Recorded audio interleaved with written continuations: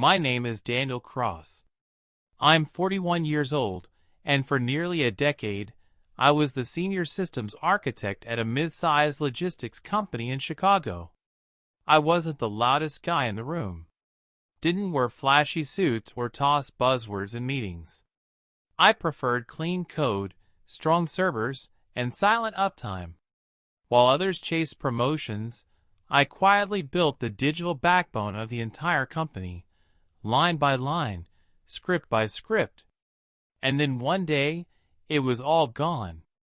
I walked into work on a Friday morning, coffee in hand, ready to check on the automated overnight processes I'd written years ago.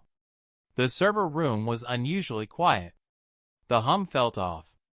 I tapped into the main console, and that's when I saw it, a log entry timestamped at 3:08 a.m. Custom script _core v3.2, deleted by user, CTO _a, Hensley.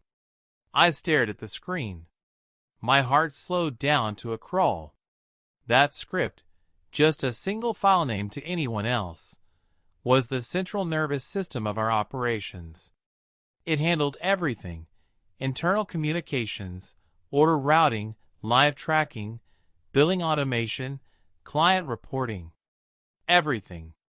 I tried not to panic. Maybe it was just archived. Maybe there was a backup. I clicked through the directories. Gone. Every related process folder wiped. Logs deleted. My admin access revoked. I called IT. They didn't even know what had happened. Apparently, the new CTO had requested a legacy purge, said he was cleaning out old junk code. My knees buckled. I leaned against the rack cabinet, staring at the blinking lights. They were still green for now. The system was running on cache processes and residual memory.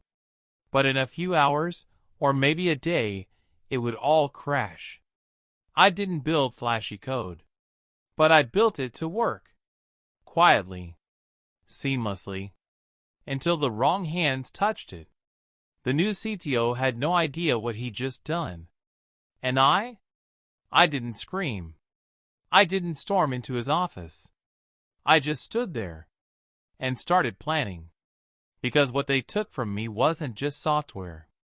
It was trust. It was respect. And if there's one thing you should know about me, I never let someone take that from me twice. Make the viewer emotionally invested in Daniel's life before the betrayal. Set up contrast for what's coming. I never chased the spotlight. While others jumped between companies for better pay or fancier job titles, I stayed. For 9 years. Same badge. Same dusty desk in the corner of the IT wing. Same 6 a.m. coffee from the third floor break room. But that job, it wasn't just a paycheck to me. It was a system I built like a living thing, line by line, over thousands of nights, while the rest of the building slept. When I joined the company, their systems were a joke. Manual order entries. Email chains for internal requests. A shipping system held together by 3 Excel files and duct tape. I saw the potential. And they gave me freedom. Do your thing, the old CEO had said, tossing me a keycard and a sarcastic grin. Just don't crash us. I didn't. In fact, I did the opposite. I stayed late. Built custom middleware to replace their clunky third-party tools. Designed a scalable logistics framework that ran like clockwork, one they didn't even fully understand, but came to rely on. I taught myself new languages, optimized load balancers, even automated half the billing system just so finance wouldn't have to touch it. They never asked for it. But I did it anyway. Because I believed in making things better. Not louder. Not flashier. Just better. And for a while, they noticed. I got quiet thank yous. Occasional bonuses. A handwritten card from the CEO when we hit record efficiency during the 2020 chaos. I wasn't naive. I knew I wasn't the golden boy. But I felt respected in my own little way, like the ghost in the machine they couldn't see, but always trusted. Then the buyout happened. A tech investment firm from California swept in like a hurricane. Fresh branding, new suits, and more consultants than I could count. The old CEO retired. The new one came from a fintech startup. Young, shiny, buzzword heavy. They brought in a new CTO too, Andrew Hensley. Harvard grad. Cloud first. Spoken phrases like legacy redundancy compression and vision tier alignment. I shook his hand the day he arrived. He smiled barely. His grip was soft, corporate. He looked at my name badge. Daniel Cross, oh, you're the old system guy, right? I gave a small nod. I built most of it, yeah? He chuckled. We'll get you upgraded soon. That was the first red flag. But I shrugged it off. Change was inevitable. And I believed, naively, that the code would speak for itself. The months that followed were tense. New hires flooded in, all with matching MacBooks and air of tech arrogance. They never asked how things worked. They just assumed. Assumed the system was legacy. Outdated. Replaceable. No one read the documentation I'd meticulously written over the years. No one understood that what I'd built wasn't just a script or two. It was an ecosystem. One that had quietly prevented hundreds of failures behind the scenes. One that patched itself, recovered itself, routed traffic when servers glitched. It wasn't glamorous, but it was brilliant in its own way. But brilliance, I learned, doesn't matter when the wrong people are in charge. I started noticing things. Meetings I wasn't invited to. Systems being mirrored without consulting me. New hires calling my scripts old school, without knowing they were using those same scripts every time they booted up. The culture had shifted. From building to branding. But still, I stayed. Because somewhere deep inside, I believed logic would win. That sooner or later, someone would understand how fragile this network was, how easily it could break without the core it was built on. But no one asked. No one cared. I kept quiet. Did my job. Watched from my corner desk. Until that Friday morning, when my code was gone, and everything I had spent nearly a decade building was deleted like junk mail. Show how things start quietly falling apart after Daniel's system is deleted. Tension builds. Daniel watches. Nobody listens. The Monday after they purged my code, I came in early, 6:15 a.m. The air smelled different. Not coffee. Not cleaning supplies. It was stress. Tight, invisible tension clinging to the walls, like a building that knew something was wrong. By 8 a.m., it started. The shipping dashboard began spitting out errors. Warehouse number 4 couldn't sync its inventory. Auto-sorting robots were working with stale data. Trucks went out with partial loads, some completely empty. Nobody knew why. The new devs panicked, flipping through Jira tickets and Slack threads like chickens without heads. One of them, Chase, I think, blamed the barcode scanners. Another blamed the API endpoint. They rebooted systems, restarted containers, ran manual overrides. Nothing worked. And I just watched. Quiet, calm, in the shadows. They didn't know that buried deep in the old system was a heartbeat, a tiny background task I'd written years ago. Every 5 minutes, it ran a checksum validation across all warehouse nodes, rebalanced server traffic, and forsynced inventory from regional databases. They deleted it. Called it bloat. That heartbeat kept everything alive. And now, they were coding CPR in real time, without a clue where the veins were. Midweek, we missed a shipment to one of our biggest corporate clients. It cost us $140,000. Legal got involved. Phones rang all day.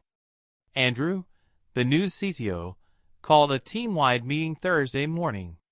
He stood at the front, arms crossed, confidence cracking. "I know there are growing pains," he said, "but this is part of transformation. We need to push forward." No apologies. No acknowledgement. He still thought it was a glitch. But I knew better. I knew this system. I knew every wire, every loop, every failover sequence like the lines on my own palms. What was happening wasn't a glitch. It was a slow bleed. Friday came. We lost more than 2 terabytes of client data. Backup servers weren't syncing. Custom billing rules defaulted to manual. Finance went into meltdown. Marketing couldn't access campaign logs. HR lost 2 weeks of new applicant data. Still, no one came to me. Not one question. Not one call. I sat in my corner. Listened to them scream. Watched them flail. Like surgeons trying to revive a patient whose blood they drained themselves. By week 2, morale was collapsing. People started working weekends. Department heads sent apology emails. One junior tech quit on the spot. The company was hemorrhaging, not just money. Trust. Clients were calling, threatening, canceling. And the CTO? He held another meeting. This time, his tone was sharp, defensive. "I don't want to hear about legacy code anymore," he snapped. "We're moving forward. Stop blaming the past." That's when I realized something chilling. He had no idea what he'd done. He didn't know what my system was. He thought I was just an old IT guy who wrote outdated code. He didn't know it was the nervous system of the entire company. It wasn't a bunch of scripts. It was logic. It was recovery. It was predictive failover. It was everything they were now trying, and failing, to rebuild from scratch. I wanted to speak up. I really did. But I couldn't. Not yet. Because if I spoke too soon, they'd patch just enough to limp along, and blame the rest on me. No. They needed to feel it. They needed to see what happened when you rip out a brain and try to replace it with buzzwords. So I stayed silent. And I started collecting things. Emails. Logs. Backups. Notes from coworkers quietly messaging me saying, "Daniel, something's wrong. This isn't working." I smiled gently, replied with, "I know. Just hold tight." Because the collapse had only just begun. This is the breaking point. The moment Daniel realizes he's not just being ignored, he's being erased. The revenge starts forming silently. It was the 3rd Monday since the system collapse began. People were exhausted, tempers short. Nobody smiled anymore. I was reviewing log archives on my home system when my phone buzzed, an internal Slack message from Lauren, our senior data analyst. "Daniel, were you pulled off the new system review?" I blinked. I hadn't even been invited to review it. She sent me a screenshot from the company wiki, a full architecture diagram. New titles. New system layers. "Built by the new TechOps team." My name wasn't on it. Not even in the old legacy section. They'd scrubbed it. 3 years of work, gone. Not just erased, rewritten. Then the moment came. Andrew, the CTO, sent a company-wide email titled, "Turning the Corner, a Message on Accountability." In it, he blamed the current technical chaos on previous mismanagement of systems, referring to Poorly documented code written by engineers who are no longer aligned with our direction. He didn't name me, but he didn't have to. I read that line 3 times. My hands tightened around the coffee mug. It cracked. That was it. That was the moment. It wasn't about pride anymore, or ego, or the system. It was about truth. I had watched them fall apart in silence. Watched them curse the ground I built, trip over cables I carefully ran. And now he was rewriting history, turning my legacy into a warning sign for others. I didn't say a word, but I opened my private backup server. Everything was there. Full architecture, timestamped version control logs, handwritten documentation PDFs, client emails praising the system, internal memos acknowledging my critical role. And one more thing. A security audit from 8 months ago, conducted by a third-party cybersecurity firm, calling my system one of the most robust custom enterprise frameworks we've seen in a mid-sized firm. I even had the recording of the meeting where Andrew praised me during his first week. This guy built half the stuff keeping this company alive. We're lucky to have him. I saved all of it. That night, I started writing a timeline. Dates, emails, failures, fixes, gaps in new deployment. I wasn't rushing. This wasn't war. This was surgery. Quiet, precise, no blood, just truth. And when I was done, they wouldn't even know where the cut came from. This part builds the tension. Daniel doesn't explode. He strategizes. It's a slow burn, methodical plan, driven by justice, not rage. People like Andrew, they never imagined someone like me could be dangerous. I don't raise my voice. I don't slam doors. I don't send dramatic emails or throw tantrums on Slack. But what I do is prepare. That same night, I opened a private case file on Notion. I titled it, Reconstruction, the Truth Behind Our Collapse. Every entry was dated, indexed, linked to real emails and documents. I didn't just want revenge. I wanted undeniable proof. I started by pulling usage logs from the last stable week before Andrew's system purge. The numbers were clear. 99.97% uptime.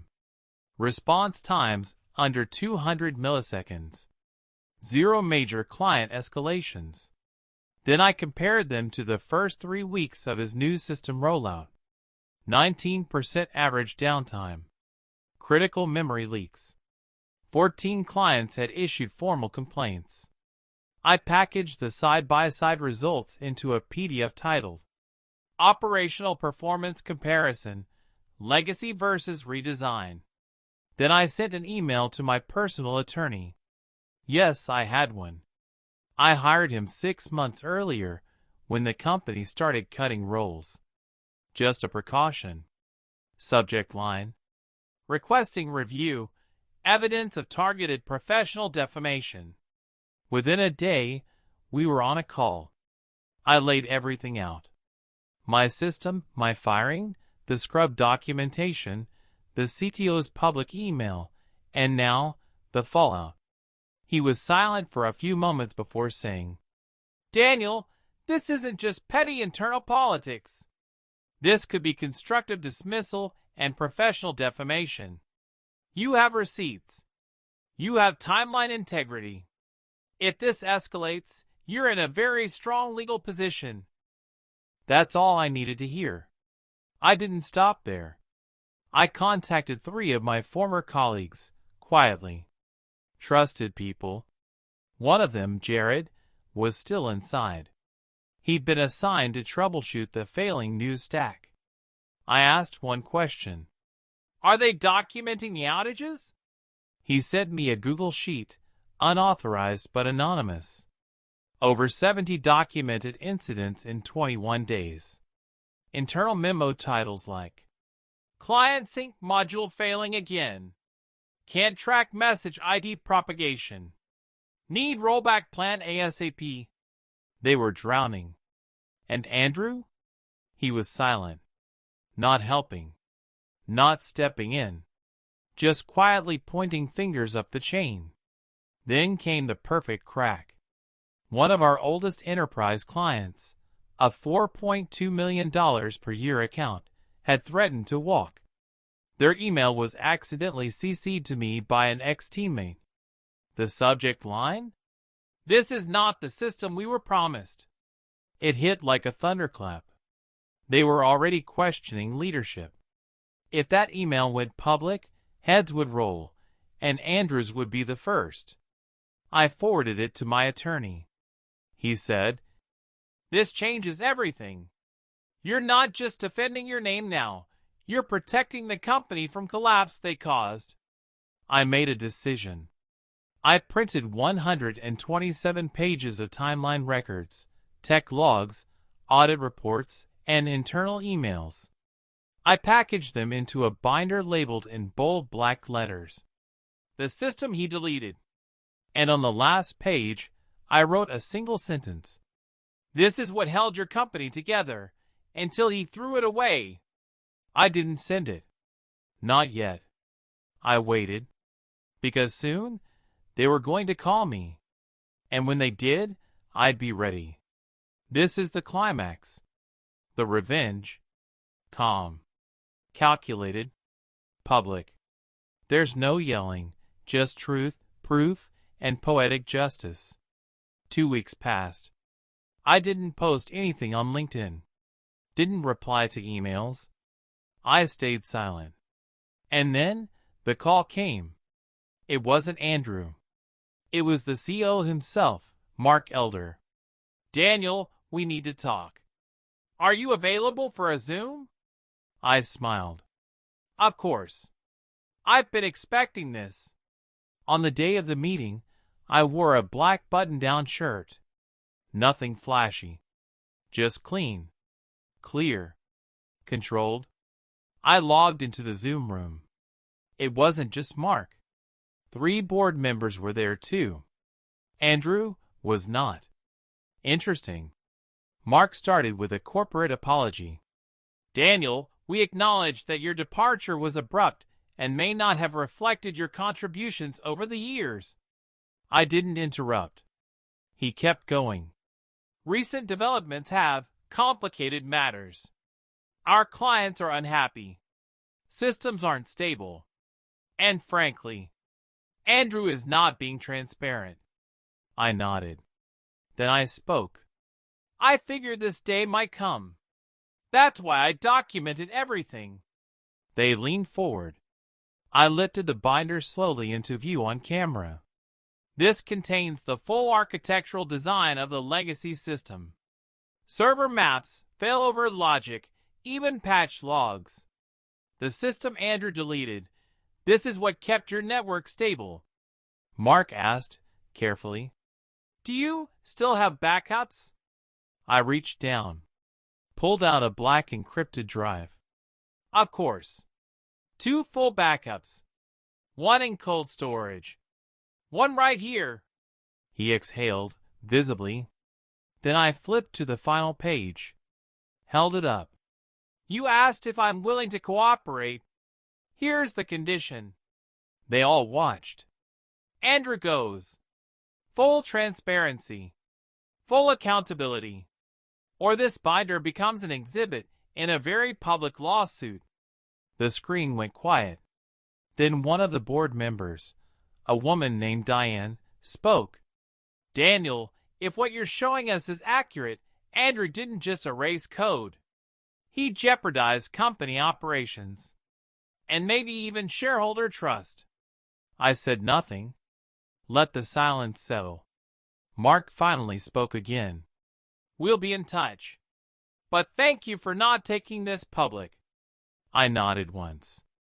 "I didn't want revenge. I wanted the truth to matter." 2 days later, it was official. Andrew was gone. Fired. Quietly. No farewell email. No press release. Just gone. And me? They offered me a consulting retainer.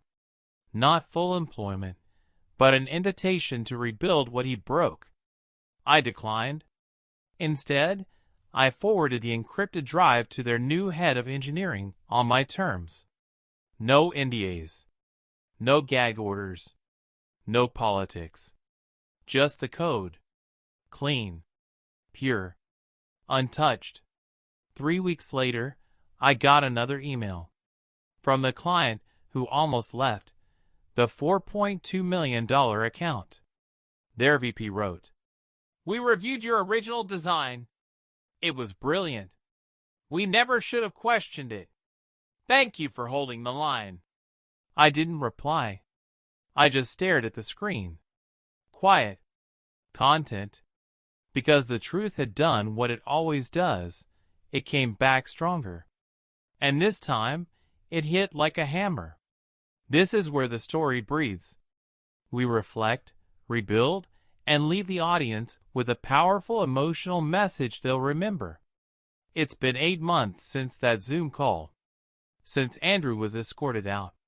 Since I watched the company I built, from scratch, nearly fall apart because of one man's ego. But I'm not bitter anymore. Not even close. I work from home now. Consulting part-time. Selected projects only. No long meetings, no office politics. Just deep, meaningful work. I get to build again. But this time, I build on my terms. I walk more. I cook breakfast for my daughter every morning. Pancakes on Fridays, her favorite. I even started mentoring young engineers through a local nonprofit. Sharing my story. Teaching them how to build systems. And protect themselves from the systems that try to erase them. Sometimes, I still think about Andrew. Not with rage. Not even with satisfaction. Just clarity. Because what he did taught me something. I used to believe that truth always prevails on its own. But it doesn't. Truth needs a witness. It needs someone willing to stand through the fire and not blink. That's what I did. I didn't lash out. I didn't scream. I didn't burn bridges. I just documented everything. And when the time came, I let the truth speak for itself. If you're listening to this right now, maybe you're going through something similar. Maybe someone tried to silence you. Erase your work. Take credit for what you built. Maybe you're angry. Hurt. Lost. Let me say this. Don't let revenge be your goal. Let clarity be your power. Let your actions be so precise, so undeniable, that they speak even louder than your voice ever could. You don't need to yell. You just need to know the truth, hold it close, and wait. The world eventually circles back. It always does. Andrew took my role.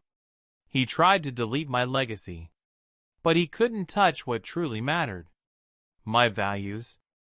My integrity. My work. That was mine and mine alone. He erased my software. But that didn't erase me. And now? Now, I sleep in peace. I don't build systems for applause anymore. I build because it's what I was born to do. For myself. For my family. For the quiet justice that only truth can bring. He deleted my code, but I rebuilt something stronger, not for revenge, not for reputation, but for peace. And this time, no one can take that from me.